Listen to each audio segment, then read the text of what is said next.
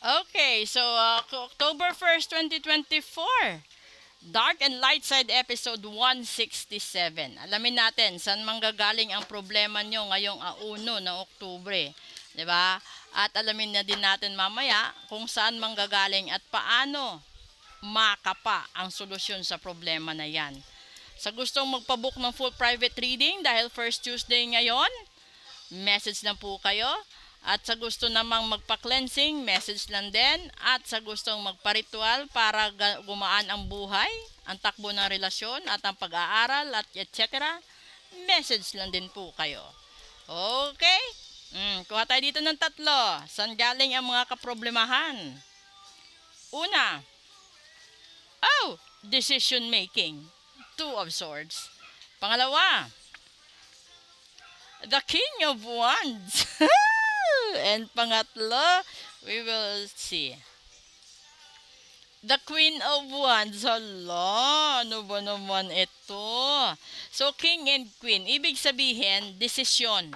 So, nasa isang relasyon kayo, mag-asawa, magka-live-in, mag-jowa, situationship, MU.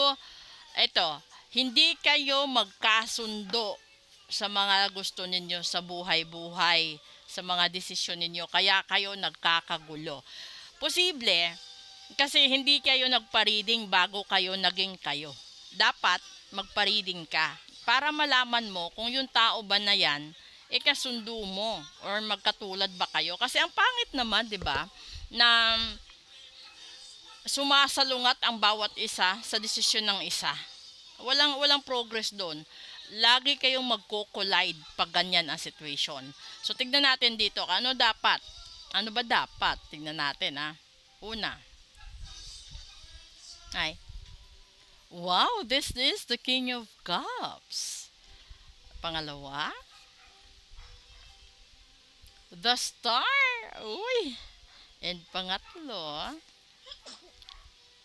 The Magician. Ang ganda ng combination ng solusyon. Ibig sabihin nito, sundin mo, no, ang sinasabi ng lalaki.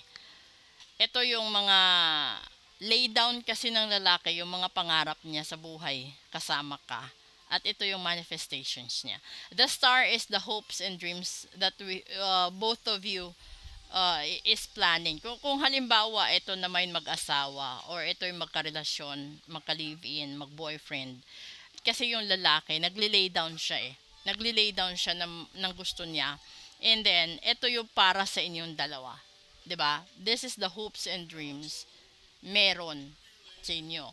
So, tignan natin kung a-adjust ko yung lights, kung makikita niyo yung card. Ayan nag-a-adjust siya. So, yung dalawa dito, kayo yan, magkabilaan.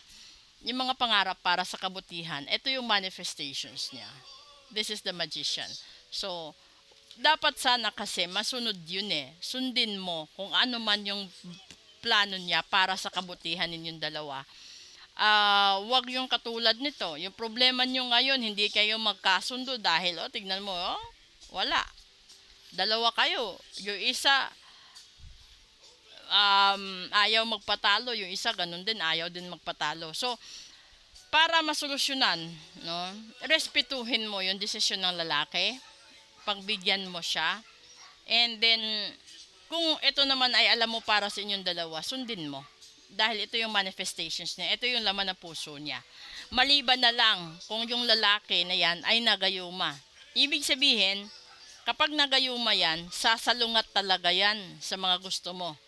At hindi na niya talaga susundin, hindi kanya pakikinggan, babaliwalain kanya. Kapag yan nangyari, ibig sabihin nagayuma yan.